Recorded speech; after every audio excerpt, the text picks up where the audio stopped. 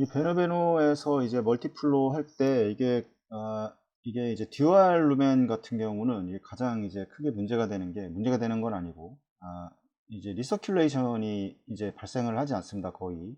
왜냐면 SBC와 이제 IBC에서 드레인을 하고, 그다음에 이제 RA로 이제 바로 쏴주는 거기 때문에 이 방향이 맞지 않는 거가 문제가 되는 거지, 이제 리서큘레이션 자체는 문제가 되지 않는데, 이 멀티플을 할 때는 이제 저글러 베인과 이제 피무랄 베인을 하든 아니면 피무랄 베인을 두 개를 이용해서 하던 간에, 이게 이제 그 리서큘레이션으로 인해서 결국에 이제 RA를 거쳐서 이제 RB, 그 다음에 이제 렁으로 가게 되고, 이 렁에서 이제 LA로 오게 되고 다시 LB로 오게 될 텐데, 이 RA에서 RB로 거쳐가는 혈액 자체가 다시 카테타로 드레인이 되는 거기 때문에 이 들어가는 양 자체, 그러니까 세츄레이션 된 혈액이 들어가는 양이 줄어들게 되는 겁니다. 그러면 이제 결국에는 이제 이 효율 자체가 떨어지게 되고, 이제 여러 가지 수치적으로도 어떤 증상들을 많이 보이게 될 겁니다.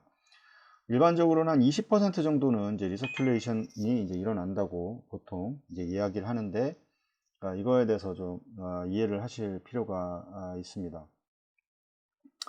이 서페이스가 밖에서 되는 거하고 이제 어떤 T를 통해서 사용을 해서 이 롱 비너스 드레이지 캐뉼라의 포지션을 이제 최적화할 필요가 있습니다. 이제 드레인 자체와 그 다음에 다시 관료시키는 그 자체가 좀 어떤 그 포지셔닝을 정확하게 하지 않으면 이 사이에서 이제 리서큘레이션이 일어나기 때문에 이거를 좀 최적화할 필요가 있고, 이상적으로는 팁이 이제 라이트 벤트리클 이제 밖에 있어야 되는 게 이제 맞는 겁니다. 당연히 어떻게 가이드와이어가 트라이카스 밸브를 지나서 라이트 벤트리클로 들어갈 수도 있는 거기 때문에 이 밖에 있어야 되는 거고, 이 투 캐뉼라 어프로치는 이제 리서큘레이션에 의해서 이제 어떻게 좀 방해가 될 수 있습니다. 이 플로우의 이제 순환 자체가 이제 문제가 발생을 할 수가 있는 겁니다.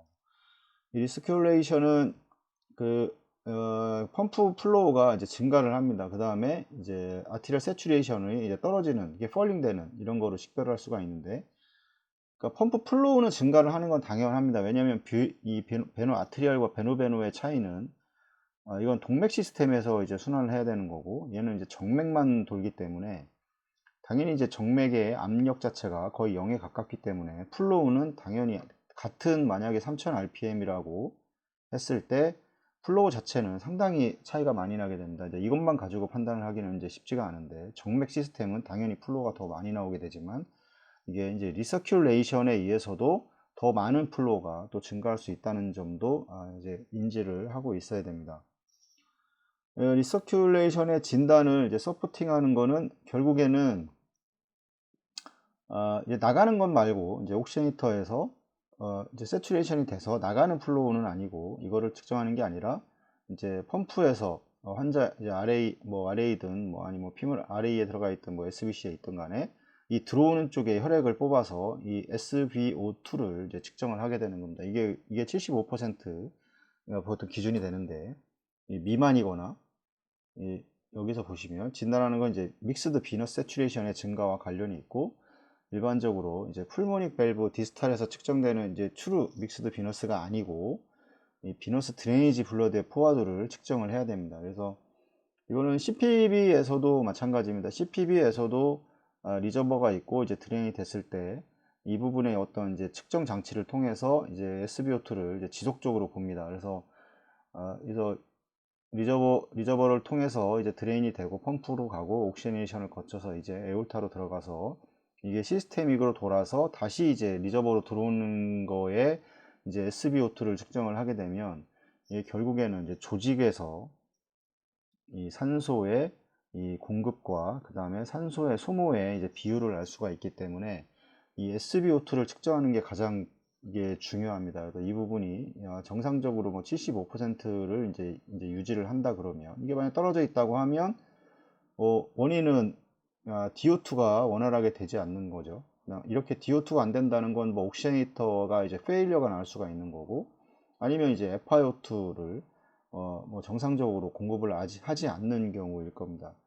두 번째는 옥시네이터 페일리어가 이럴 수 있고, 두 번째는 이제 근본적으로 조직에서 이 산소의 이 소모량이 이제 증가를 한 겁니다. 그러면 이제 그러니까 DO2를 더 늘려주거나 그래야 되는데 이제 그러지 못한 경우, 뭐 CPV 관련돼서는 뭐 체온을 이제 낮췄다가 다시 올리는 과정, 이런 과정에서 이제 DO2가 더 필요할 수가 있습니다. 이런 부분들에 대해서는 뭐 많은 이야기를 했었기 때문에 대부분 좀 이해들을 이제 하실 겁니다. 그래서 중요한 거는 이 트루 믹스드 비너스가 아닌 이제 비너스 드레니지 블러드의 포화도를 결국에는 이제 측정을 해야 되는 게 이제 중요하게 되는 거고, 그러니까 리서큘레이션은 이제 에크모 서포트가 이슈가 된다고 느껴질 경우에만 이제 문제가 됩니다. SaO2가 떨어진다거나, 뭐 위에 모니터에서 이제 세츄레이션도 떨어진다거나, 그리고 이 파셜 아테리얼 세츄레이션, PA 이제 O2가 뭐 마찬가지 이걸 공급해 주는 거에 대해서 이제 75% 미만이 된다거나, PaO2가 45mm 머큐리 이하 뭐 미만이 된다거나, 헤모글로빈이 이제 정상이라는 가정이 14에서 15 정도에서 이제 이런 경우가 벌어질 때 한번 이제 SbO2를 통해서 이제 확인을 해봐야 될 겁니다. 컨티뉴스하게 이제 비너스 라인에 이 장치를 설치를 해서 이제 컨티뉴스하게 보는 게 뭐 가장 좋을 수 있을 것 같습니다. 근데 이제 뭐 우리나라는 아직 뭐 그런 장비가 이제 뭐 지금 뭐 테르모에서는 지금 준비를 하고 있는데 아직 뭐 사용할 수는 없습니다, 우리나라에서. 캐뉼레이션이 이제 완료가 되면 이제 이 맥시멈 플로우를 식별할 수 있도록 ECS 플로우를 당연히 이제 증가를 시켜줘야 되겠죠. 좀 더 많은 플로우를 줘야 됩니다. 베누는. 이 베누 아티리알 자체는 어제 카테타의 이런 영향이 때문에 많은 플로우를 주기도 힘들지만, 너무 많은 플로우를 줄 경우에는 또 이제 혈액 손상에 위험이 있기 때문에 이 부분에 대해서 항상 어떤 그 포인트를 좀 찾아줘야 됩니다. 만약 서포트가 이제 마지날 할 경우에 이 리메이닝 이 피모랄 베인에 비너스 드레이니지를 이제 추가로 또 배치를 할 수 있습니다.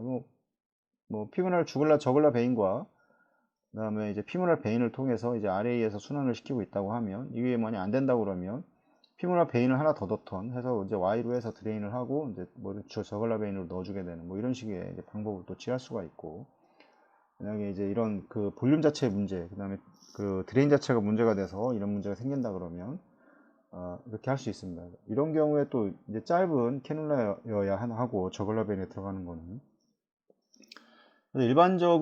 일반적으로는 뭐 환자의 관리를 위해서 이제 피모랄 베인을 뭐 환자가 이제 그 뭐 엠블레이션이나 이런 게 아니기 때문에 피모랄 베인 이제 두 개를 통해서 보통은 이제 그 어떤 스테이지를 두게 돼서 이제 하나는 드레인, 하나는 이제 어떻게 관리를 해주게 되는데, 이거보다 이제 저글라 베인과 이제 피모랄 베인이 통해서 두 개가 RA에 동시에 들어가 있게 되면 이게 안에서만 이렇게 회전을 할 수가 있기 때문에 결국에 이제 RB로 넘어가는 볼륨 자체가 이 세츄레이션이 이제 떨어질 수 있는 그런 문제가 생길 수 있기 때문에, 이런 어떤 멀티플 캐뉼레이션 관련돼서는 이 포지션 자체가 상당히 중요하다고 할 수가 있습니다. 그래서 이제 리서큘레이션에 대해서 좀 더 그 유심 있게 좀 관찰을 할 필요가 있습니다.